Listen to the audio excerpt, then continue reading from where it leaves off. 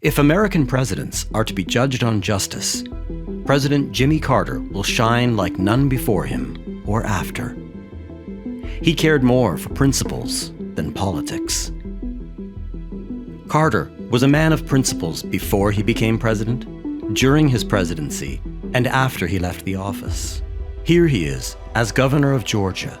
Time for racial discrimination was over in Georgia. No poor, rural, weak, or black person should ever have to bear the additional burden of being deprived of the opportunity of an education, a job, or simple justice. When Jimmy Carter took oath of his office as President of the United States, he stated in his inaugural speech that human rights would be his principle in foreign policy.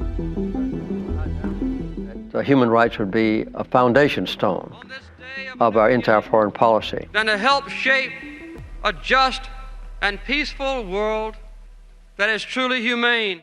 Domestically, he appointed more diverse federal judges during his presidency than all presidents combined. 57 non-white and 41 women. On climate change, far before Al Gore became a champion for the cause, President Carter installed solar panels on the White House.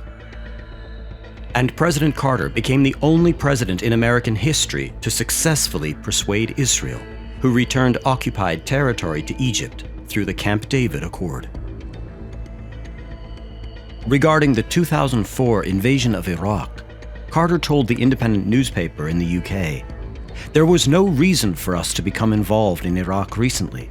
That was a war based on lies and misinterpretations from London and from Washington." President Jimmy Carter was also brave. Indeed, brave. Bravery is perhaps not an attribute used for American presidents. Unfortunately, it does take bravery to talk about Palestine in America.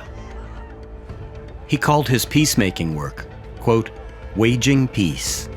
However, his book, Palestine, Peace, Not Apartheid, was nothing but a bombshell for Zionists in America. Published in November of 2006, Carter was ahead of his time using the term apartheid. Now, Israel's own human rights organization, B'Tselem, uses the term apartheid. So do Amnesty International and Human Rights Watch. These human rights organizations were, however, 17 years late. President Carter was the first. He called Israeli apartheid worse than South African apartheid.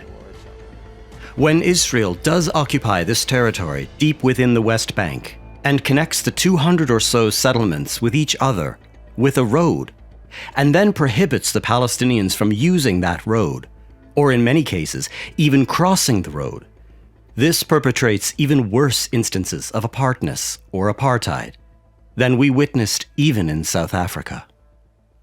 Abraham Foxman, the national director of the Anti-Defamation League, accused Carter of engaging in anti-Semitism. Then, the anti-Semitism orchestra simply played on and on.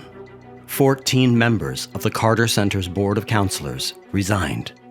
The likes of Alan Dershowitz, Dennis Ross, Kenneth Stein, and the Simon Wiesenthal Center went after him. As President Carter visited Brandeis University about his book, major donors told the institution they would no longer donate to the school. But President Carter stood his ground. Here is President Carter 3 years later in Gaza. Tragically, the international community too often ignores the cries for help, and the citizens of Palestine are treated more like animals than like human beings, he said. The starving of 1.5 million human beings of the necessities of life. Never before in history has a large community like this been savaged by bombs and missiles and then denied the means to repair itself, Carter said, at a UN school graduation ceremony in Gaza City. While he criticized Hamas using rockets, he stated, "I have to hold back tears when I see the deliberate destruction that has been racked against your people," he said at a destroyed American school, saying it was deliberately destroyed by bombs from F-16s made in my country. "I feel partly responsible for this, as must all Americans and Israelis," Carter said. In Gaza, he met Ismail Hani, Yes, the same Ismail Haniyeh assassinated by Israel. He was the head of Hamas.